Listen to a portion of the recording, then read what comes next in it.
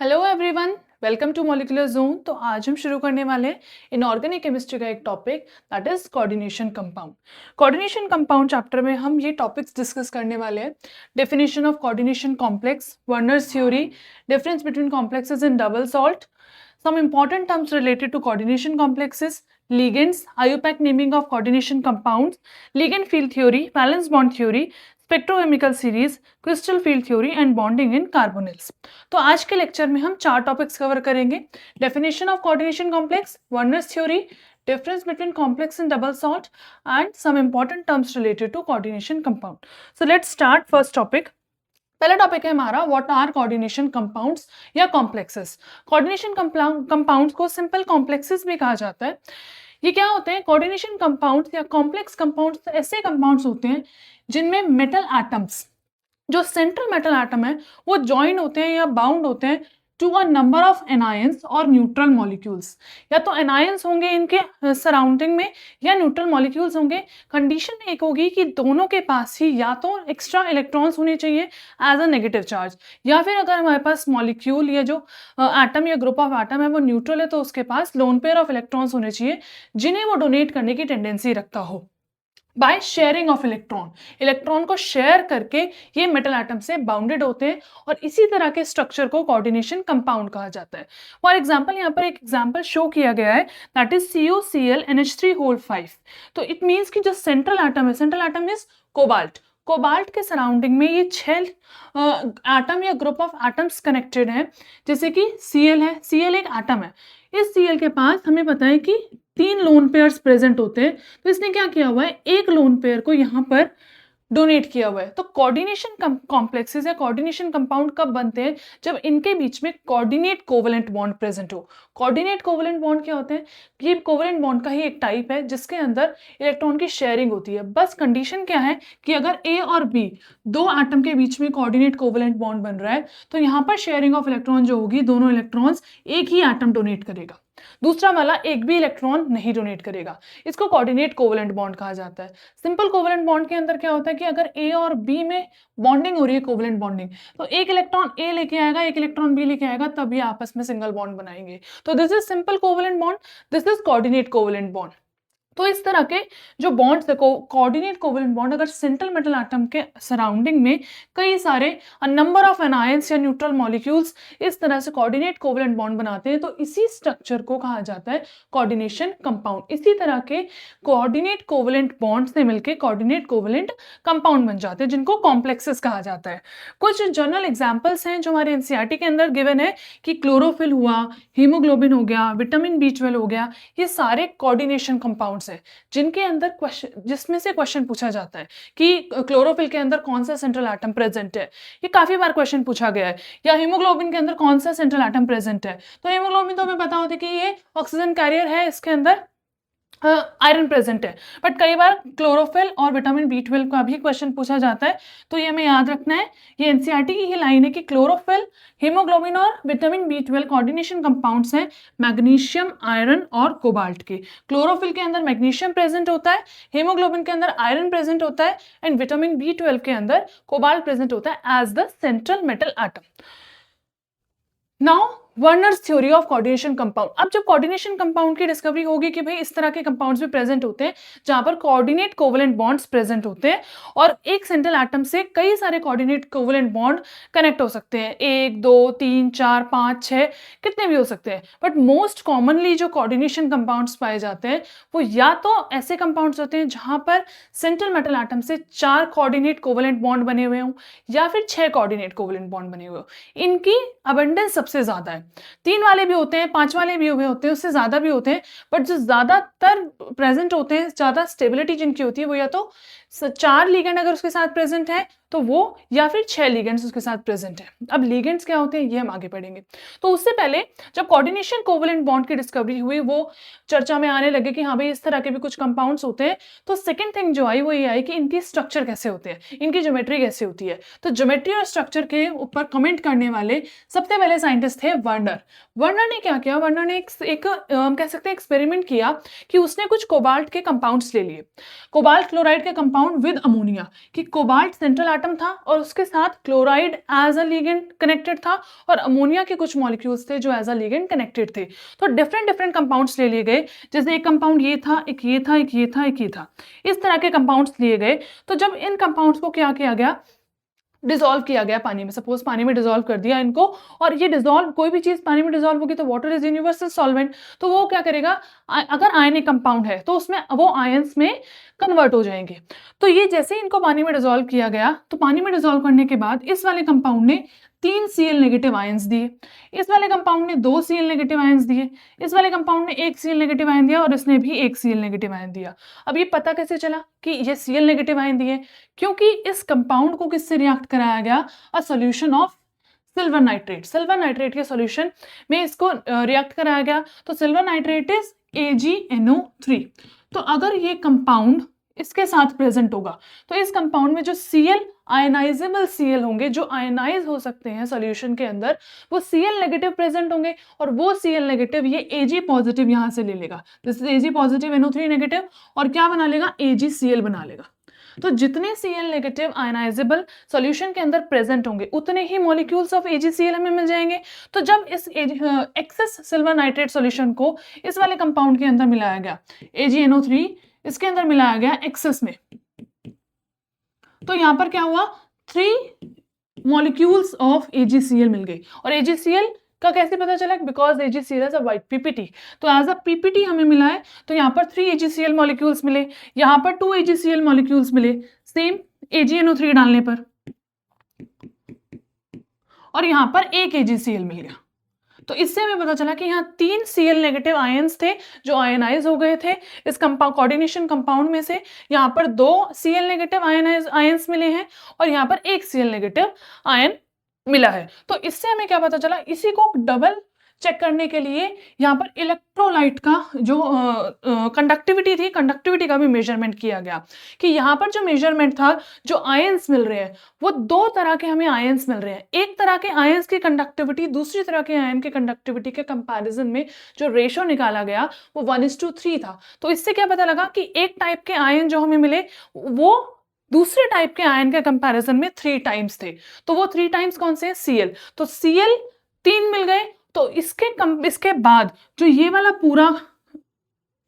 जो पूरा था ये 1 आयन मिला, क्योंकि इस कंपाउंड के अंदर अगर देखा जाए तो कई सारे आयन हैं, पर अगर हमें टोटल नंबर 4 आयंस मिल रहे हैं और उन 4 आयंस में से रेशो क्या है, 1:3 का है, तो एक टाइप का 1 आयन मिला है और एक टाइप के 3 आयन मिले हैं। और हमें ये पता चल गया कि एक टाइप का जो आयन है दैट इज Cl नेगेटिव और वो 3 मिले हैं। तो जो नेक्स्ट जो 1 आयन बच गया वो ये पूरा आयन था, दैट वाज CONH3 3 पॉजिटिव। तो एक ये आयन मिल गया और साथ में 3 Cl नेगेटिव आयन मिल गए, तो 4 आयन मिल गए और इनकी कंडक्टिविटी, जितने ज्यादा नंबर ऑफ आयंस होंगे उतनी ज्यादा कंडक्टिविटी होगी। तो जो 2 डिफरेंट टाइप के आयंस थे उनकी कंडक्टिविटी का रेशो था 1:3। तो इससे हमें क्या पता चला कि जो ये वाला कंपाउंड है इसमें से 3 Cl नेगेटिव निकल गए और जो ये कोऑर्डिनेशन, ये वाला जो ब्रैकेट है ना, स्क्वायर ब्रैकेट, इसके अंदर जितने भी आयंस थे वो आयोनाइज नहीं हुए। नेक्स्ट कंपाउंड अगर लिया तो इस कंपाउंड के अंदर जो स्क्वायर ब्रैकेट के अंदर आयंस थे वो फिर से नहीं आयोनाइज हुए, जो बाहर थे वो आयोनाइज हो गए। बाहर 2 Cl थे तो अब यहाँ पर 2 Cl आयोनाइज हो गए, 2 Cl नेगेटिव मिल गया और एक हमें ये वाला कंपाउंड, इस वाले कंपाउंड का आयन मिल गया।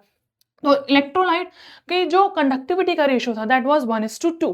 सिमिलरली अगर ये कंपाउंड लिया गया तो अब इलेक्ट्रोलाइट की कंडक्टिविटी का जो रेशो था, आयंस की कंडक्टिविटी का रेशो वाज 1:1, कि एक टाइप के आयन और जो दूसरा टाइप के, अब यहाँ पर जो 2 आयंस मिल रहे हैं दोनों की कंडक्टिविटी इक्वल है, तो 1:1 हो गया।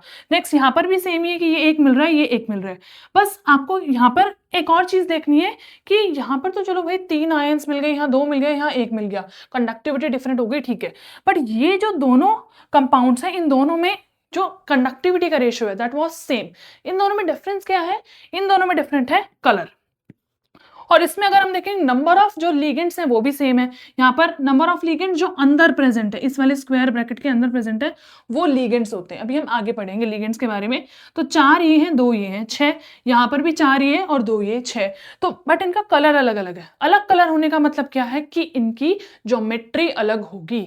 तो अब यहाँ से कॉन्सेप्ट आया ज्योमेट्री का कि ज्योमेट्री किस किस चीज पे डिपेंड करती है, नंबर ऑफ लिगेंड्स पे डिपेंड करती है, लिगेंड्स किस तरह से अरेंज्ड हैं उस चीज पे डिपेंड करती है, उनकी कॉन्फ़िगरेशन क्या है उस चीज पे डिपेंड करती है। तो नेक्स्ट ये पूरा एक्सपेरिमेंट करने के बाद वर्नर ने कुछ पोस्टुलेट्स दिए। वर्नर ने अब अपनी एक थ्योरी दी, जिस थ्योरी में उसने अपने एक्सपेरिमेंट के रिजल्ट से पोस्टुलेट्स फाइंड आउट किए। तो पहला पोस्टुलेट था वर्नर की थ्योरी का, in coordination compounds metal show 2 types of linkages. एक कोऑर्डिनेशन कंपाउंड के अंदर सेंट्रल एटम जो होता है वो 2 तरह के लिंकेज शो करता है। First was primary linkage and second is secondary linkage. जिस लिंकेज को उसने वैलेंस भी बोला, हम इसको प्राइमरी वैलेंस, सेकेंडरी वैलेंस भी बोलते हैं, या प्राइमरी लिंकेज और सेकेंडरी लिंकेज भी बोलते हैं। सेकेंड पोस्टुलेट था द प्राइमरी वैलेंसेस या प्राइमरी लिंकेजेस क्या होती हैं, नॉर्मली आयोनाइजेबल होती हैं। कि अगर एक कोऑर्डिनेशन कंपाउंड, सपोज मेरे पास कोऑर्डिनेशन कंपाउंड अगर ये है, तो इसके अंदर जो भी आयोनाइजेबल आयंस प्रेजेंट होंगे वो सारे क्या होंगे, प्राइमरी वैलेंसेस होंगी। और जो नॉन आयोनाइजेबल प्रेजेंट होंगे वो क्या होंगी, वो सेकेंडरी वैलेंसेस होंगी। तो secondary valences are non ionisable और primary valences are ionisable. And जो ये प्राइमरी वैलेंस है वो जनरली किससे सेटिस्फाइड होती है, नेगेटिव आयन से। जितने भी नेगेटिव आयन हमें सॉल्यूशन में मिलेंगे जो आयनाइजेबल हैं, वो एटम्स आयंस में कन्वर्ट हो गए, और वो आयन कैसे होने चाहिए, नेगेटिव आयंस होने चाहिए। तो जनरली वो नेगेटिव आयंस होते हैं, उन्हीं को प्राइमरी वैलेंस कहा जाता है। सेकेंडरी वैलेंस नॉन आयनाइजेबल होती है and these are satisfied by neutral molecules, और ये नेगेटिव भी हो सकते हैं। न्यूट्रल और नेगेटिव कुछ भी हो सकते हैं, इन्हीं को ही लिगेंड्स भी कहा जाता है। आगे बढ़ेंगे। The secondary valence is equal to the coordination number and is fixed for a metal. जो सेकेंडरी वैलेंस है वो एक कोऑर्डिनेशन कंपाउंड के कोऑर्डिनेशन नंबर को बताता है, और जो कि फिक्स होता है एक मेटल के लिए। कि अगर यहाँ पर कोबाल्ट NH3 के 6 मॉलिक्यूल्स के साथ कनेक्टेड है तो इट मींस कि इसकी सेकेंडरी वैलेंस 6 है, इट मींस इसका कोऑर्डिनेशन नंबर 6 है, and it will be fixed for a central atom. कि इस कोबाल्ट के लिए अगर कोऑर्डिनेशन नंबर 6 है तो वो 6 ही रहेगा, वो चेंज नहीं हो सकता। Next is the ions groups bound by the secondary linkages to the metal have characteristic spatial arrangement. This spatial arrangement means space में जो अरेंजमेंट है, 3D जो अरेंजमेंट है, जो पॉलीहेड्रा बनेगा, उस अरेंजमेंट की बात की जा रही है। स्पेशल, वो स्पेशल वाली अरेंजमेंट नहीं है, स्पेस में अरेंजमेंट जो है दैट, इसलिए इसकी स्पेलिंग में डिफरेंट है। तो ये आपको याद रखना है स्पेशियल अरेंजमेंट क्या है। तो जो आयंस या ग्रुप ऑफ एटम जो बाउंडेड होते हैं by the secondary linkages to the metal have characteristic spatial arrangement corresponding to different coordination number. इनकी डिफरेंट कोऑर्डिनेशन नंबर के अकॉर्डिंग डिफरेंट अरेंजमेंट्स होती है, डिफरेंट शेप्स होती है। फॉर एग्जाम्पल कि अगर सेंट्रल एटम का जो कोऑर्डिनेशन नंबर है वो 6 है तो उसकी जो शेप या ज्योमेट्री होगी दैट विल बी ऑक्टाहेड्रल। और अगर कोऑर्डिनेशन नंबर 4 है तो उसकी शेप या ज्योमेट्री क्या होगी, ईदर टेट्राहेड्रल और स्क्वायर प्लेनर, इन दोनों में से कुछ भी हो सकती है। तो ये क्या ये वाला इंपॉर्टेंट, बहुत इंपॉर्टेंट है। आगे हम ज्योमेट्री शेप पढ़ेंगे उसके लिए कि जो आयंस और ग्रुप्स बाउंड है सेकेंडरी लिंकेजेस के द्वारा मेटल एटम से, सेंट्रल एटम से, उनकी कैरेक्टरिस्टिक स्पेशल अरेंजमेंट होती है, स्पेस में कैरेक्टरिस्टिक अरेंजमेंट प्रेजेंट होती है जिसके करस्पॉन्डिंग डिफरेंट कोऑर्डिनेशन नंबर के करस्पॉन्डिंग, और इन करस्पॉन्डिंग कोऑर्डिनेशन नंबर की वजह से ही ज्योमेट्री या शेप निकल के आती है एक कंपाउंड की। फॉर एग्जाम्पल कि अगर कोऑर्डिनेशन नंबर 6 है तो शेप या ज्योमेट्री विल बी ऑक्टाहेड्रल, और अगर कोऑर्डिनेशन नंबर 4 है तो it will be either tetrahedral और square planar. Now let's take some example. For example this is the coordination compound. अब हमने वर्नर थ्योरी के अकॉर्डिंग ये सीख लिया कि प्राइमरी वैलेंस क्या होता है और सेकेंडरी वैलेंस क्या होता है, तो हमें यही फाइंड आउट करना है। सबसे पहले तो हम ये देखेंगे कि इसमें प्राइमरी वैलेंस, हमने पोस्टुलेट पढ़ा कि प्राइमरी वैलेंस मींस आयनाइजेबल जो है, और आयनाइजेबल क्या होती है, आयनाइजेबल वो वैलेंसीज होती हैं जो स्क्वायर ब्रैकेट के बाहर होंगी। जितनी भी वैलेंसीज स्क्वायर ब्रैकेट के बाहर होंगी वो सब आयनाइजेबल हो जाएंगी। तो अब यहाँ पर आपको देखना है कि जो स्क्वायर ब्रैकेट है इसके बाहर क्या है, 3 Cl प्रेजेंट है। तो इसमें अगर हम प्राइमरी वैलेंस वैलेंस देखेंगे तो प्राइमरी वैलेंस हो जाएंगी 3। कौन सी 3? 3Cl हो जाएंगी। तो primary valence 3Cl negative outside bracket, जो स्क्वायर ब्रैकेट के बाहर 3Cl है, ये तीनों Cl आयोनाइजेबल है, इसलिए इस वाले कंपाउंड की जो प्राइमरी वैलेंस है दैट विल बी 3 और 3Cl नेगेटिव। ऑक्सीडेशन नंबर भी सीखेंगे अभी निकालना। अब सेकेंडरी वैलेंस आती है। सेकेंडरी वैलेंस हमने पढ़ा था कि जो स्क्वायर ब्रैकेट के अंदर प्रेजेंट होगी सेंट्रल मेटल एटम से जो कनेक्टेड ग्रुप्स हैं, न्यूट्रल ग्रुप्स और नेगेटिव आयन जो है वो सारे सेकेंडरी वैलेंस है। तो इस स्क्वायर ब्रैकेट के अंदर कोबाल्ट है, इस कोबाल्ट से 6 NH3 मॉलिक्यूल्स जो है वो कनेक्टेड है। तो इसके अंदर जो 6 NH3 लिगेंड है ये हो जाएंगी सेकेंडरी वैलेंस। तो मैं कह सकती हूँ प्राइमरी वैलेंस, अगर आपसे जस्ट नंबर पूछा जाता है कि कितनी प्राइमरी वैलेंस है इसकी, तो प्राइमरी वैलेंस इज 3। अगर जस्ट आपसे नंबर सेकेंडरी वैलेंस का पूछा जाता है कि कितनी सेकेंडरी वैलेंस है, तो दैट विल बी 6। कौन कौन सी है तो आप ये पूरा बताओगे कि 6 NH3 लिगेंड जो है दीज आर सेकेंडरी वैलेंस और 3 Cl negative ions are primary valence. अब उसके बाद कोऑर्डिनेशन नंबर, तो कोऑर्डिनेशन नंबर हमने पढ़ा है, अभी इससे पहले पढ़ा है कि जो सेकेंडरी वैलेंस है वही कोऑर्डिनेशन नंबर देती है। तो अगर सेकेंडरी वैलेंस आपका 6 है तो कोऑर्डिनेशन नंबर भी 6 हो जाएगा, और अगर कोऑर्डिनेशन नंबर 6 है तो कॉरस्पॉन्डिंग ज्योमेट्री क्या हो जाएगी, अभी हमने पढ़ा है दैट इज ऑक्टाहेड्रल। ऑक्टाहेड्रल हो जाएगी। Now oxidation number of CO। अब ये ऑक्सीडेशन नंबर हम कैसे निकालते हैं, ये हम निकालना सीखेंगे जब हम लिगेंड्स पढ़ लेंगे, क्योंकि हमें उन लिगेंड्स का चार्ज पहले पता होना चाहिए, तब हम ऑक्सीडेशन नंबर निकाल सकते हैं। तो आगे हम ऑक्सीडेशन नंबर निकालना सीखेंगे। नेक्स्ट एग्जाम्पल जो यहाँ पर आपको गिवन है, ये मैंने होमवर्क के लिए लिखा हुआ है, तो आप ये होमवर्क में कर सकते हैं, बट स्टिल मैं एक बार आपसे डिस्कस कर लेती हूँ कि किस तरह से होगा। जैसे अभी हमने इससे पहले वाला एग्जांपल देखा है, उसी तरह से ये करना है। हमने क्या देखा कि जो प्राइमरी वैलेंस है, प्राइमरी वैलेंस मींस जो आयनाइजेबल है, आयनाइजेबल मींस जो स्क्वायर ब्रैकेट के बाहर है। तो ये जो 2 Cl नेगेटिव है ये आयनाइजेबल होंगे जो कि स्क्वायर ब्रैकेट से बाहर है, तो प्राइमरी वैलेंस विल बी 2। और अगर ये पूछा जाए कि कौन कौन सी प्राइमरी वैलेंस कंट्रीब्यूट करती की तरफ कंट्रीब्यूट करती है, तो 2 Cl नेगेटिव आयंस है जो कि प्राइमरी वैलेंस में कंट्रीब्यूट करते हैं।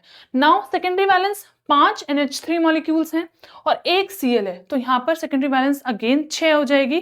बस यहाँ पर जो 6 थे वो 6 के 6 NH3 लिगेंड्स थे, यहाँ पर 5 NH3 लिगेंड है और 1 Cl नेगेटिव आयन है, 5 न्यूट्रल मॉलिक्यूल है और 1 नेगेटिव है। तो 6 कोऑर्डिनेशन नंबर ही हो गया, 6 सेकेंडरी वैलेंस है और 6 कोऑर्डिनेशन नंबर, तो इसकी भी ज्योमेट्री क्या हो जाएगी, ऑक्टाहेड्रल हो जाएगी।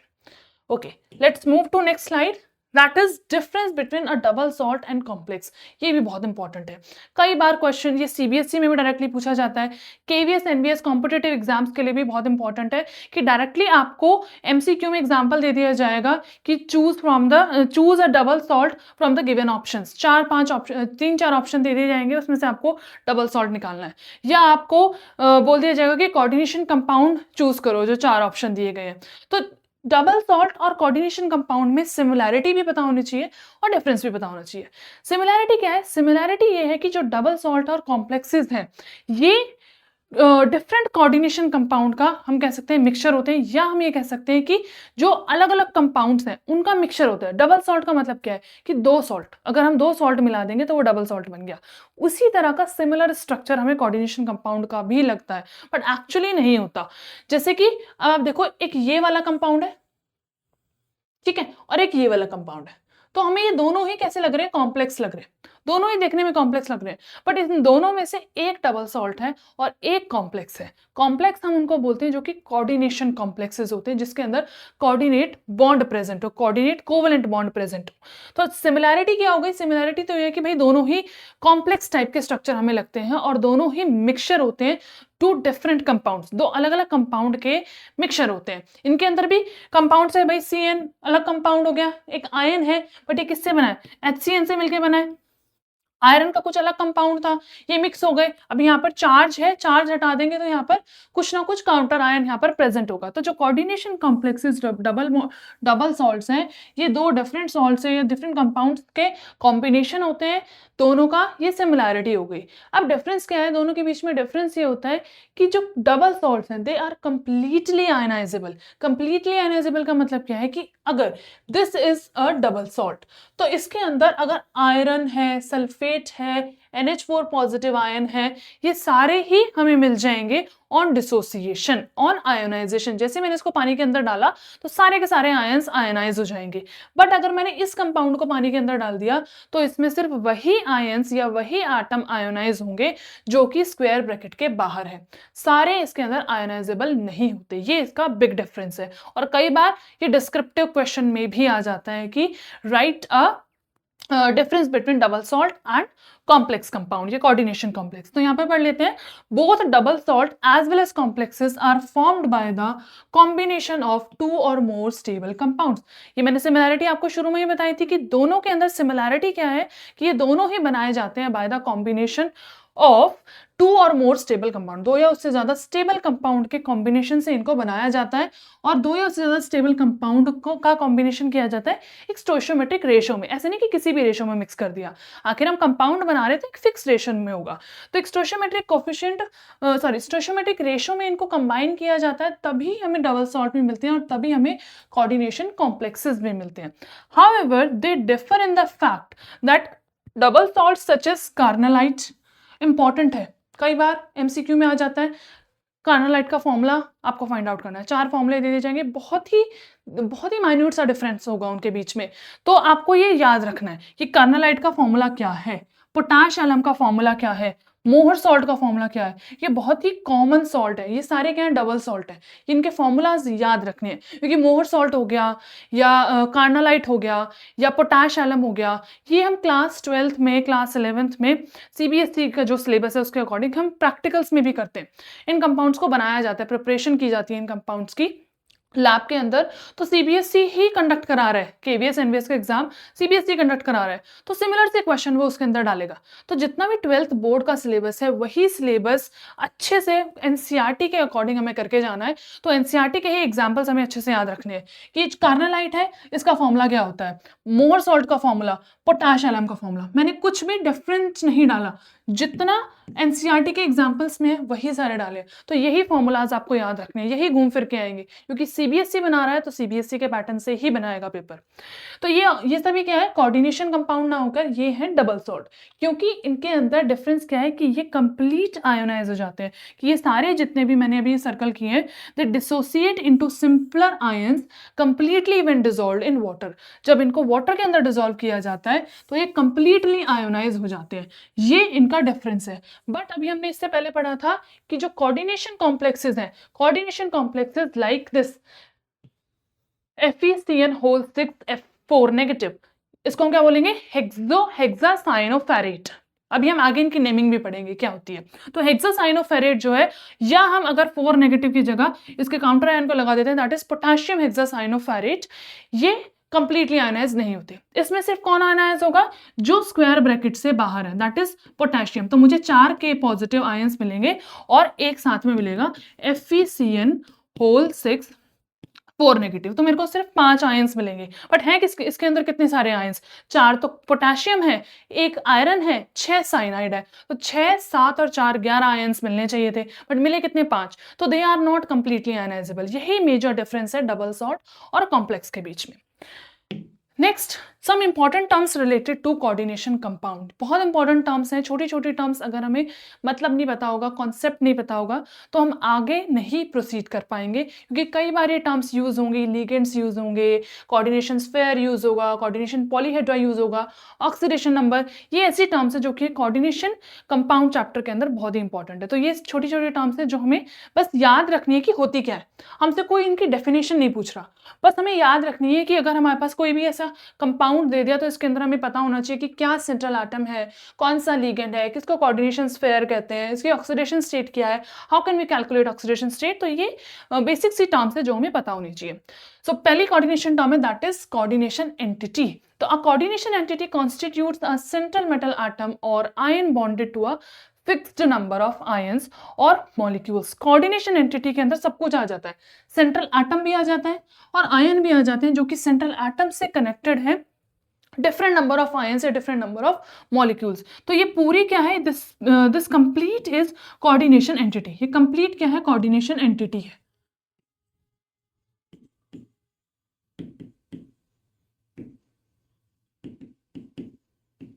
नाउ कोऑर्डिनेशन नंबर क्या है, इसको कैपिटल सी कैपिटल एन से भी डिनोट किया जाता है कई बार।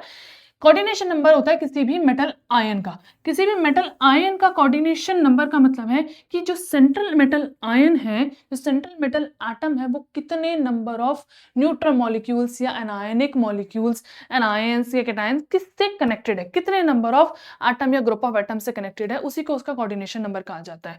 अगर यहाँ पर देखो कि ये कोबाल्ट है, ये 6 NH3 के साथ कनेक्टेड है, तो इसका कोऑर्डिनेशन नंबर क्या हो जाएगा, that will be 6। Next is the spatial arrangement of the ligand atoms which are directly attached to the central atom ion defines a शायद हमने एक छोड़ दिया पीछे। Third is coordination sphere. The central atom and ion and the ligands attached to it are enclosed in square bracket, इसको collectively coordination sphere कहा जाता है। कोऑर्डिनेशन एंटाइटी कंप्लीट होती है स्क्वायर ब्रैकेट के साथ, इस पूरे को कोऑर्डिनेशन एंटाइटी कहा जाता है। और जो स्क्वायर ब्रैकेट के अंदर एंक्लोज्ड है, इसको कोऑर्डिनेशन स्फेयर कहा जाता है। इसमें कहा गया ना, द सेंट्रल मेटल एटम और लिगेंड्स उसके साथ अटैच्ड है, जो कि इंक्लोज्ड है स्क्वायर ब्रैकेट के अंदर, उसको कलेक्टिवली कोऑर्डिनेशन स्फेयर कहा जाता है। तो ये कोऑर्डिनेशन स्फेयर, ये complete coordination entity, this is the coordination number and this is the central atom. और सेंट्रल एटम से जो कनेक्टेड होते हैं न्यूट्रल मॉलिक्यूल्स और नेगेटिवली चार्ज्ड मॉलिक्यूल्स, उनको कहा जाता है लिगेंड्स।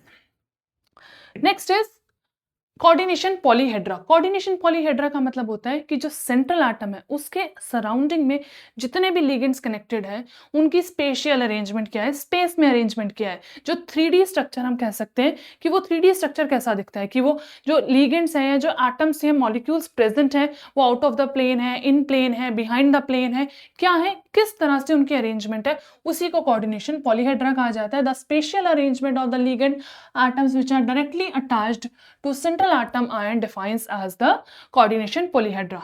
देखिए जैसे यहाँ पर सेंट्रल एटम है, जो ये M है, यहाँ पर 6 लिगेंड से कनेक्टेड है। 6 लिगेंड से किस तरह से कनेक्टेड है कि जो इसमें 2 लिगेंड्स हैं, ये इन प्लेन है, 2 बिहाइंड द प्लेन है, 2 अबव द प्लेन है।